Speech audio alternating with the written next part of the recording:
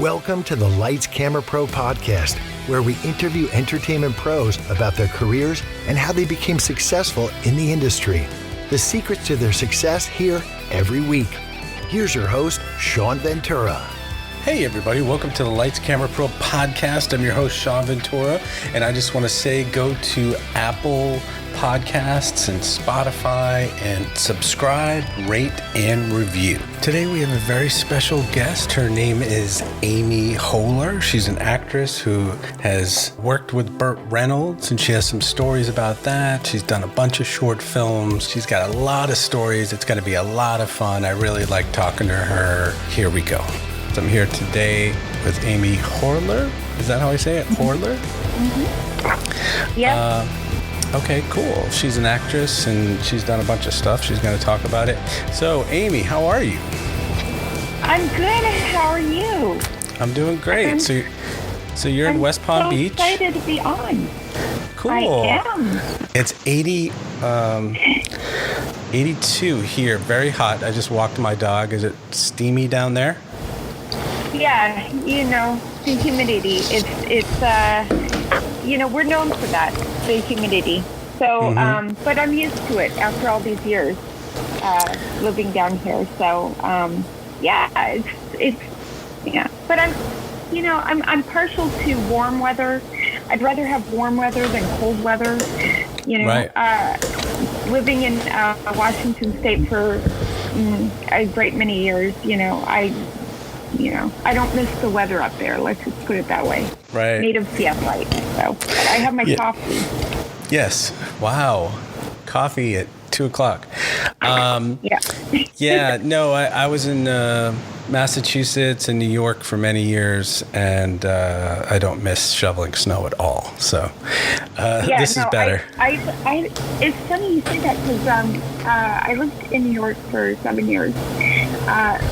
We lived in Queens for 1 year, and then we lived in Astoria and then we lived in Brooklyn for 6 years, and it was just such a great time. But I don't miss the bad winters and the opposite side of the street parking.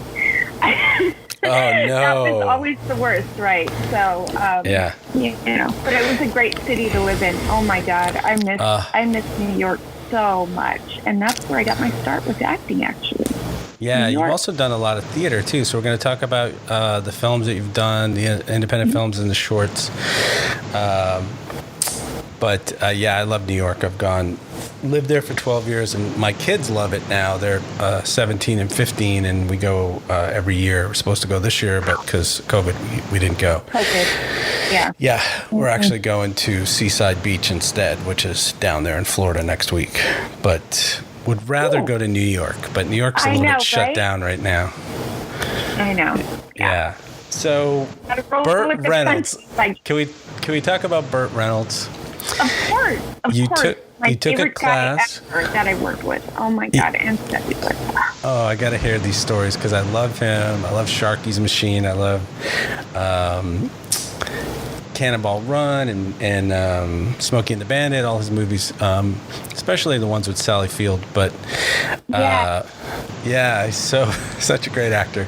Love him. So you took a class with him for years, for like 10 years, a master class, and then you did a movie with him. Can you? Yeah. Why don't we show the clip? We'll show the quick clip. What's the name of the movie? The Last Movie Star? The Last Movie Star. It was originally titled Dog Years, but then they changed it to The Last Movie Star. Okay, so we're going to play this full screen with audio, and we can both just watch it. It's about a minute, and then we'll come back and you can talk about it.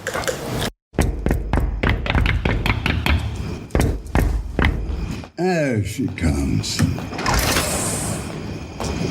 May I help you? Yes, I would like to see Claudia Schulman, please. I'm sorry, but visiting hours ended at 7 p.m. Yeah, well, I came from Los Angeles to get here, okay?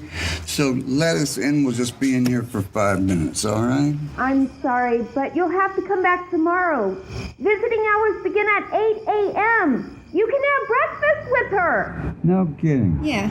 Could you lean closer? I can't hear you. Hey! I'm gonna put this right in your nose. No, you're not. All right, well, thank you, What? ma'am. We totally understand. Thank you. We will come back a different day. I don't know who she is. Yeah, all right. Yep. Sir, thank you. Holy Thanks. shit. All right, let's go. Awesome. That was a fun little scene. So do you want to talk about the scene and before you talk about the class? Yeah, of course. So this scene, it was an incredible moment for me because this is actually the biggest thing that I've ever done in terms of like my career. So it's like the pinnacle right now. Hopefully there'll be more, but this is the bar. Burt Reynolds, acting with Burt Reynolds. I felt comfortable because, you know, I was a student of him, you know, for years. So it's funny what happened. Basically, well, I wouldn't tell you leading up to this all of this because the stars really did align. Because it just sounds too fantastical, like this all kind of just worked out. Okay, so writer-director Adam Riskin, he came to a couple classes and he had the masterclass actors read parts of the script. And so we just figured, oh, okay, this is cool, you know, this is a movie Bert's gonna be in and all this stuff. Of course, nobody was thinking that, you know, this could possibly lead to a role for anybody in the class. Right. and certainly not me. I just happened to, you know, really get along with Adam, and I think everybody actually did. He's just such a nice guy, and so I didn't think much of it. I did give him my card, and I said, you know, if you ever need an actor, right? So you know how actors do, right? So so fast forward, you know, a couple times that he comes and he watches scenes and everything, you know, not just us reading parts of the script, but also doing scenes in class. And so I just thought that was really cool. And basically what ended up happening is I had gotten a new agent, and my friend from London was in town. Her name's Lenny, and Bert happened to be doing like some sort of like a like an interview, and he and my friend Lenny wanted to meet him, and I asked Todd, who was our right-hand man at the time. I said, do you think that I could swing by and, you know, say hey to Bert? And by this time, you know, I had reached out to Adam, and I said, so my new agent told me that there's a movie, and it's your movie, and do you remember who I am? And Adam was like, of course I do, and it was just this whole thing, and I was like, he remembers who I am. Oh my God, this is fantastic. So then anyhow, so I'm kind of like skipping all over because like my mind's a million miles an hour. So anyhow, so then I told Bert, I said, you know, there's a movie that you're in that's, you know, that's being filmed, and my agent wants to submit me. I have this new agent, and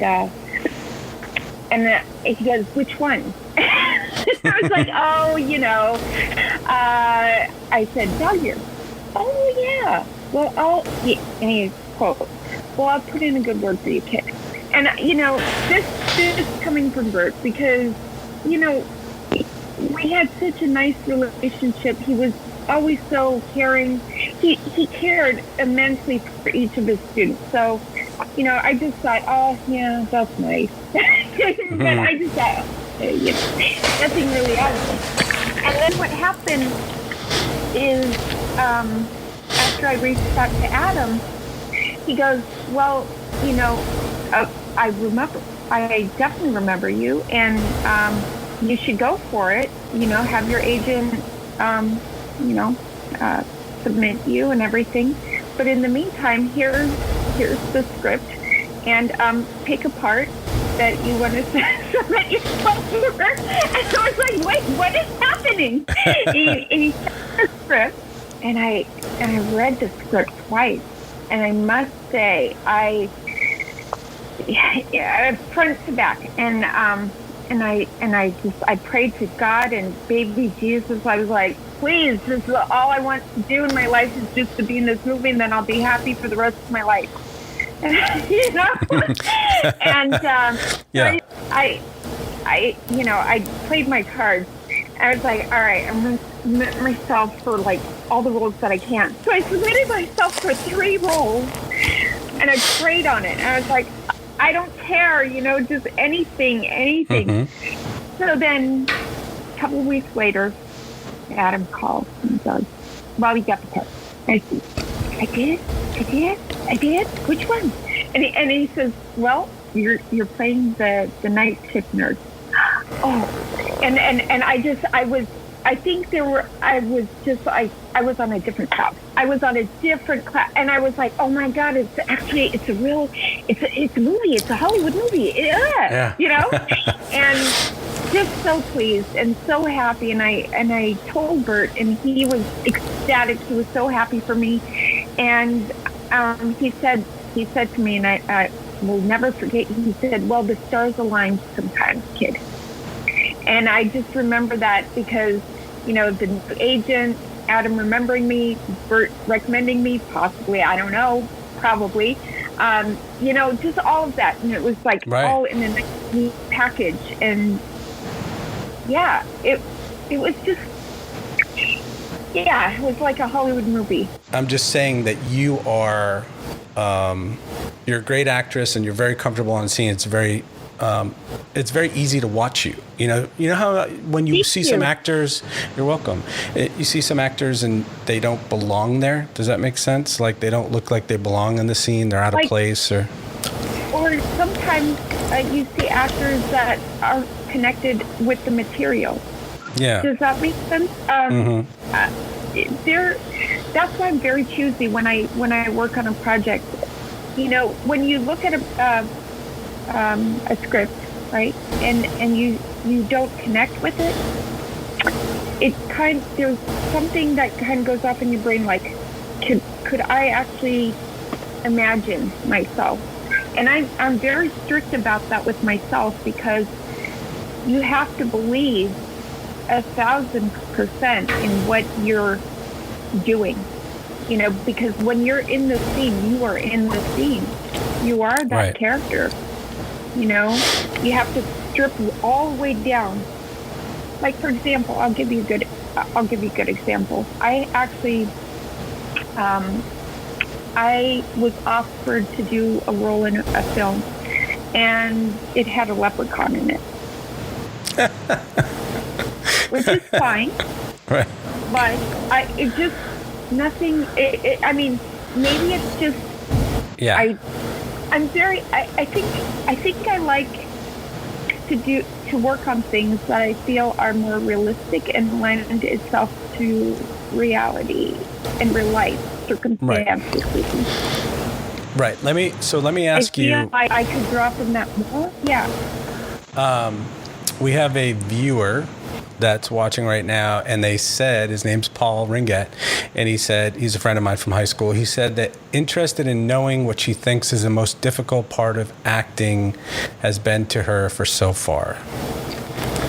Does that make sense? The most difficult part. What is the most difficult part of acting for you? I would say finding work. I think a lot of it has to do with my situation where I'm at, where I'm living. A lot of actors are out in LA or in New York, and that's where most opportunities still are. And Atlanta actually is booming now too. Yeah. So for many years, I started in New York acting, and then we moved down to Florida to help take care of my my mother-in-law. So then we ended up here. But it's all good because I met Bert, and the rest is history. But certainly the opportunities. You know, if you create your own opportunities, of course, you know, you can be anywhere and do that. Right.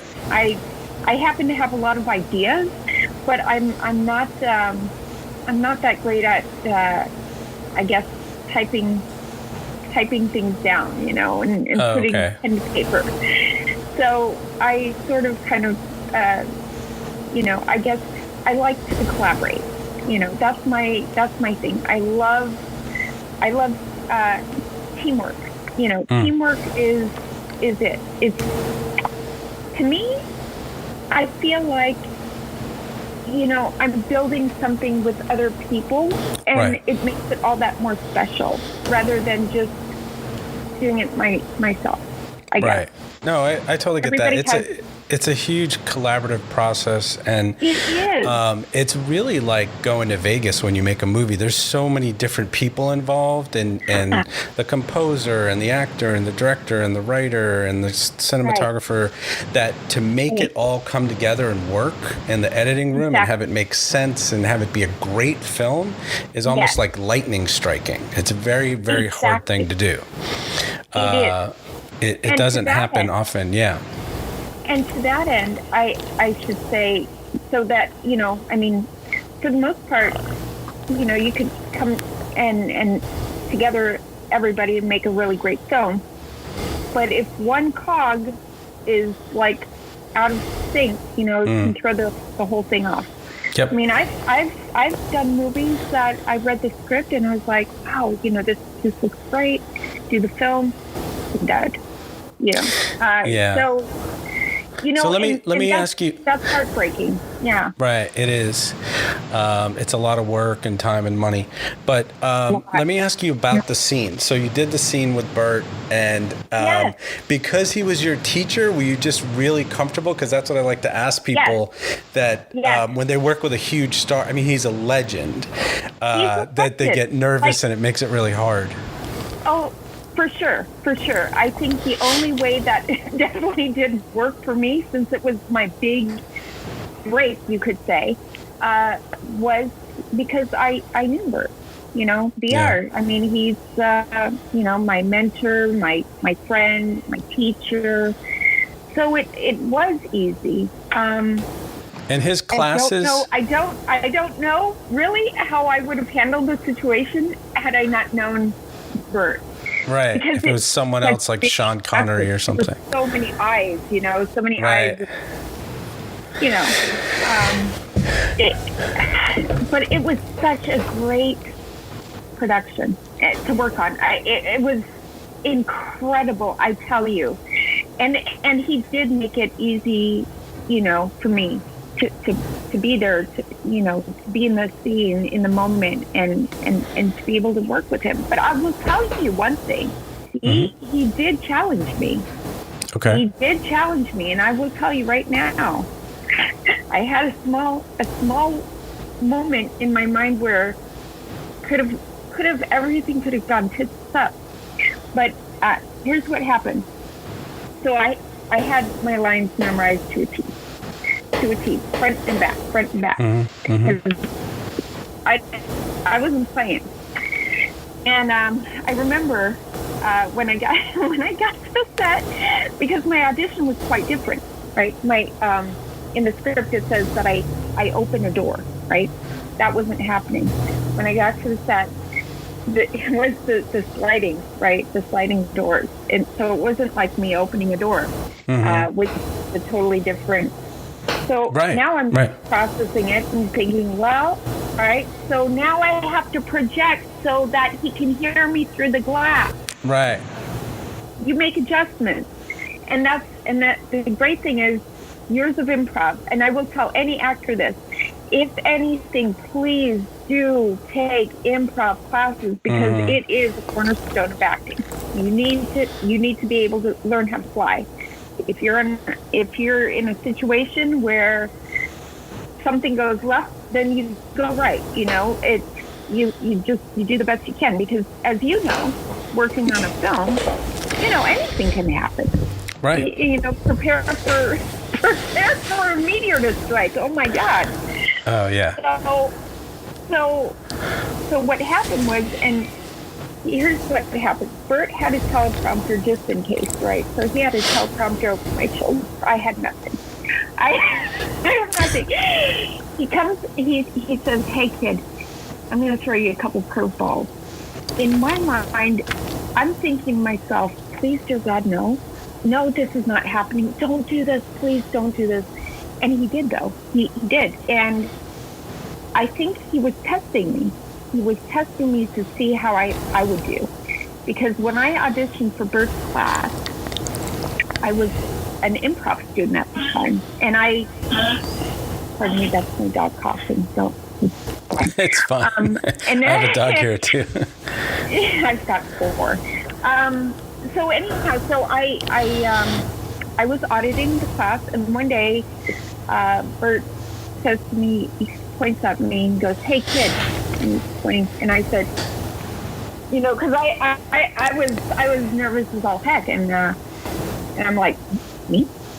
And he goes, "Yeah, you. I heard you're really good at improv," and all eyes on me.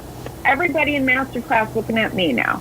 I'm like, well, I do okay, I guess.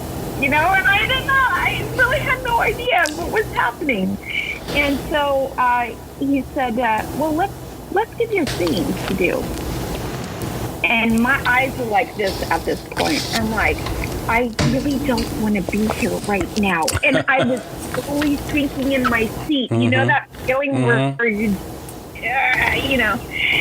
And so what happened, he gave us a scenario, me and this other master actor, Cliff Garrett, and we went up on stage and we're doing a skit and all this stuff, and all of a sudden there's clapping and there's welcome to class, and then I don't know what happened, but evidently Cliff says to me, he goes, "You just got in a master class."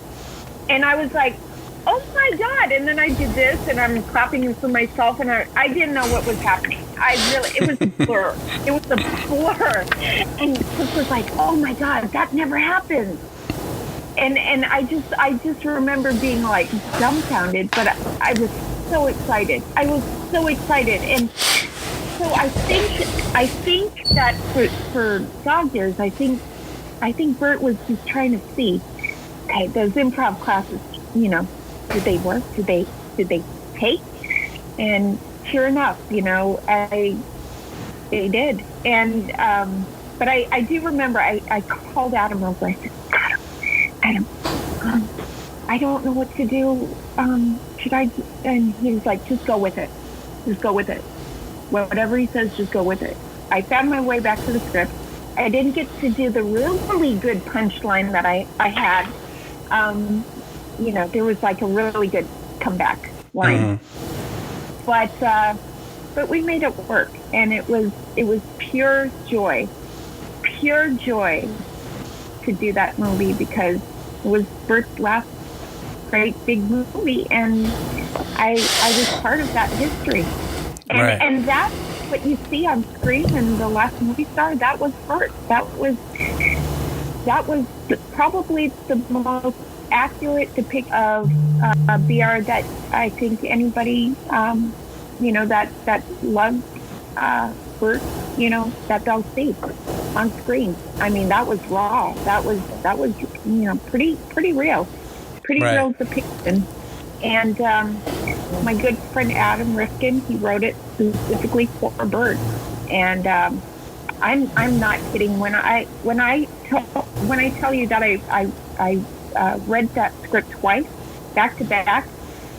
It's a roller coaster. It's like this, and it really is very reflective of life. And you and I, as actors, know there's a lot of heartache. There's a lot of down. There's a lot of despair and feeling of, oh my God, can I keep going? But then there's always that hope, that we always reach for. But at the same time, you're doing theater, right? So the theater and the short films are filling up time, and you're getting better, and you're working on your craft. And theater's totally different. You have a live audience. Theater's different. It's Oh my so God, different. yeah. I mean, film I like better because you can do multiple takes. You can Yes. kind of try things and screw things Yes. up. But theater, there was one night I was in a play in San Francisco, 250 people, sold out every night. And one night I skipped a page. Like I literally just blanked, even though we'd been doing it for 3 weeks, a page, I Yeah. just skipped a line on a page and that was it. Like that whole page That- went away for that's the night. Right. You can't get it back because it's live. That's happened to me too, and that's I think the actor's worst nightmare, right? Is going up on the line, just Yeah. right? Jumping. Jumping, or even falling into the abyss. But that's the magic of improv, right? You kind of find your way back, and the audience doesn't know. But for the longest time, I remember when I started acting, I was like, oh my God, if I miss a line. And that's still actually quite a big fear of mine. I still don't relax about that. Like I still have a fear of, oh, did I miss a word? Did I miss a line? Oh, that's always going to be a fear of mine, just because that's how I'm kind of neurotic about lines, because the writer put in so much work. Right. So I'm going to respect the work, and I'm going to do what I do to, make sure that I say it right. And, but I think that I'm not as neurotic as I used to be. When I first started, I had all these superstitions, and I would keep the script in my back pocket. I literally just sit there, like it's kind of a little good luck charm. And it's strange. Did you have any like superstitions or anything like that as an actor too? Or No, film just seemed, and it's not. Film is difficult, but to me, film just seems so much easier than theater. Theater was a grind, the rehearsals, and then getting up there every night when you were sick or when you had a flu or you just have to do it. The show has to go on. I remember I had 104 fever in college, 103, 104 something, and I had to go up and do a play, and I was just literally leaning against a wall because I was sweating, and you just have to do it. But let me ask you this. So we have another question from someone, which we'll get to in a second, about acting, but let's play another clip. We're going to play Kuru, and then you can just talk about it. So just take a break, drink some water, and then we'll... this is a clip from a short film you did, Kuru. I'm not talking about the blood, I'm talking about the phone calls. I don't need to be taking any phone calls. Everyone deserves closure. Closure for who? We're killers, Dwight. No phone call's gonna change that. Get cleaned, I'll get his food ready. I just love that scene. I'm not here to critique you at all, but I just love that you're devoid of everything in that scene, and the way you look, and it's like you have no feelings at all. It's just kind of fun. I've watched like 10 of your short scenes, and I love that scene. I love your look and the glasses, but it's like someone that's just nothing's going on. Do you want to talk about that short?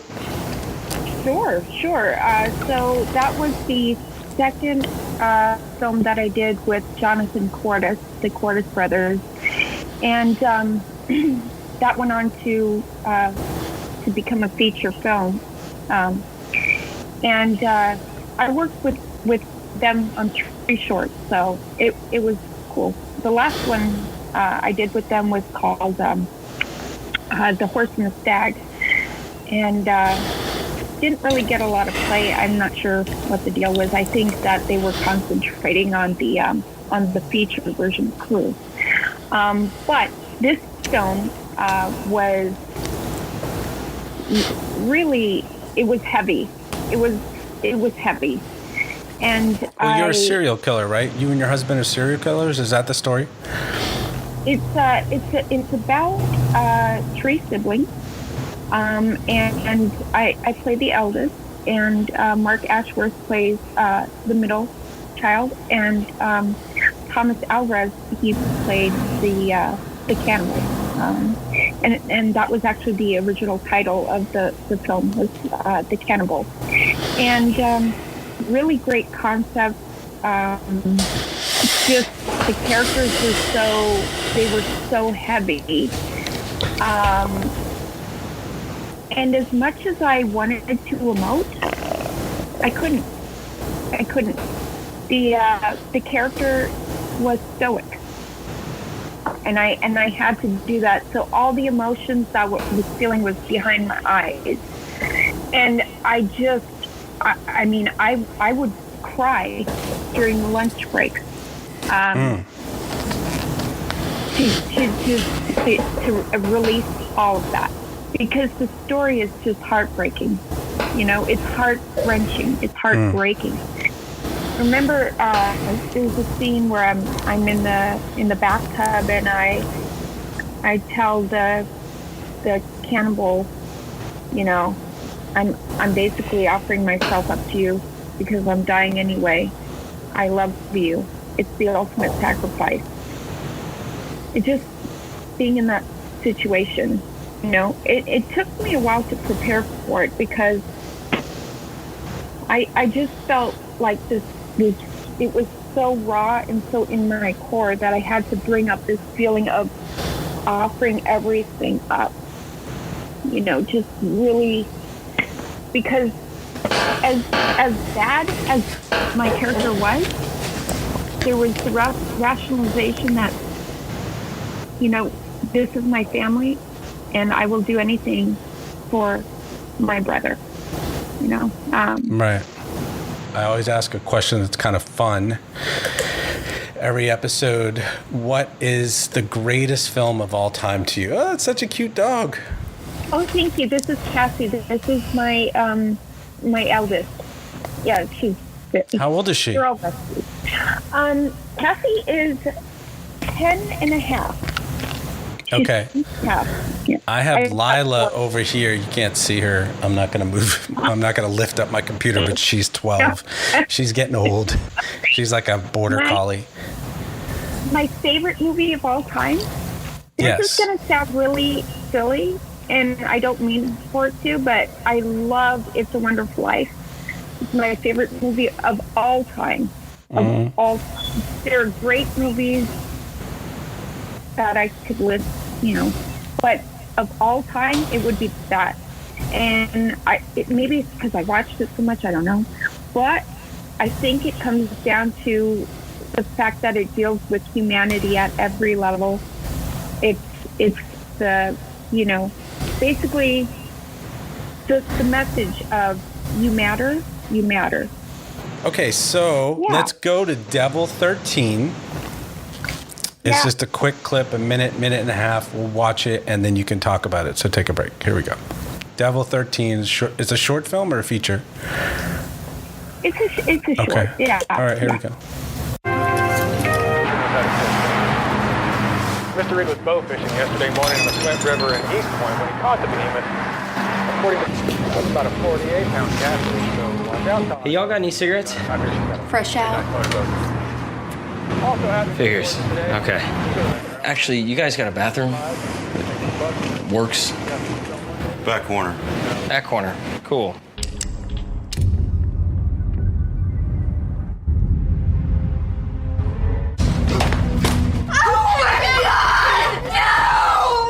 Okay, I don't know what happened in the end there. Maybe you can explain. Is there like a monster or a murderer? What's happening there? Yeah. It's this film. I had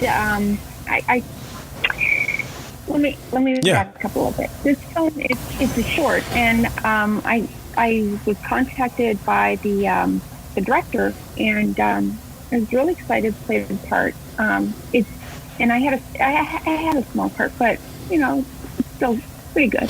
But yeah, it's about cult members, and I don't want to do spoiler alert, but there's like a group killing spree. Okay. things like that. It's kind of purgy. Like, very purgy. Yeah, okay. Yeah, but it was kind of a creepy, fun movie to play. Again, in my wheelhouse, because, you know, I play creepy, fun characters. I need some levity. I need some laugh. And Nikki Blonsky, what was she in? Because I know she was in the last Movie Star with you. Yeah. She's plays the younger girl in that scene. But she was in a famous movie, right? What did she do? Was it Hairspray? Hairspray. It was Hairspray. Okay. Yes. Good morning, Baltimore. You know. All right. No, she's great. You know, we did not meet on set of the last Movie Star because we filmed different days. But we did meet at the Fort Lauderdale International Film Festival when they were screening the last Movie Star, and we just hit it off right away. You know, we were like old souls that connected somehow. Right. And, you know, I just, I really love her. She's just a really sweet friend. And, you know, I think probably one of the best things to come out of that whole thing, last Movie Star, was connecting with Adam Rifkin and Nikki Blonsky. Those two are great. They're incredible people. And I'm just so, you know, so happy that I know them. And so now we're working on something. So who knows? Hopefully, you know, hopefully something will happen. And, you know, we're working on a feature. It's not going to be a short. It's a feature film that we're working on. Very cool. But, so I did see on your IMDb page that you won Best Actress at a couple of film festivals. Can you tell us about that and how you won Best Actress? yeah, that's a good question. I really have no idea. Okay. I really have what no idea. What movies were they for? Well, a couple of them were for Kuru. There were some for Horse and Stag. There were some for, you know... so are you saying you've won like 6 Best Actress? I don't know. I lost count. Okay. I don't know. Oh, you lost count. Okay. Oh no. I don't mean to sound, but I'm trying to think of the other ones. I don't know. There were a couple of them. Okay. All right. And so before we... But I think I credit that though to the director and the material. You know, so honestly, like I said before, you know, all the things, they have to sort of gel together in order for a movie to be made and to be made well. So very cool. Advice you would give to young actors coming up: be kind to yourself. It's a grind. Whatever you want to say. Yeah. Yes, absolutely. All of that. And more. And I have tips on my website for actors. If you go to www.amyhoerler.com, that's AMYHOERLER.com, and I have a tip section for actors. And I wrote that. I wrote back in 2005, and it still applies. And it really is grind, work, don't give up. It's the easiest thing is to give up and don't do it, because once you do that, game over. You know, you're selling yourself short. And just continue to learn. Do everything that you can. Take classes, make things, write if you can, collaborate, but don't stop. I think that's the biggest nugget of advice that I can give you. And, you know, I remember, you know, talking to my mentor, Bert, and he told me, he said, don't give up. You're too effing good. And he never swore, but I journaled it. I noted it. When you have a mentor that's strong and that can give you advice like that, take it and run with it. You know, find a mentor, find a teacher, work. It's all about work and doing the work and putting the work in, and just, you know, and it's funny because as actors, we're always constantly behind the 8 ball. We're always doing like an uphill push. But when you get to the top, when you get to that peak, it's all worth it. Absolutely. And I can't tell you how many actors I've talked to that said, I met a director in a writing class and an acting class. I met another actor who got me a job in an improv class. Just keep making stuff, do theater, like you said, do short films. All of that stuff is great advice. Network. Just network and put in the work. It is so important. And don't rely on other people. You've got to do it. You've got to be your own agent. You've got to be your own manager. You've got to go to my website. I put it all on there. Okay. You'll like it. And if anybody has any questions for me, they're absolutely, I've fielded some questions for people throughout the years. If anybody has any questions for me, shoot me an email. I'll help you out as much as I can. Fantastic. All right. This has been great, Amy. You're awesome. It's been great talking to you. It's been great talking to you. Oh, my goodness. I'm so happy that I got a chance to, talk about an interview. I'm not really, I don't know. I've never really done interviews, so this has been kind of cool. That's very cool. So I hope you have a great rest of your day with your 4 dogs. 4 dogs and 1 husband. 4 dogs and 1 husband. Thanks for listening to the Lights Camera Pro podcast, where entertainment pros talk about how they made their dream into a career. Go to Apple Podcasts and Spotify and subscribe, rate, and review. Thanks to Bob Juergens for the Rockin' VO and Joseph McDade for the music.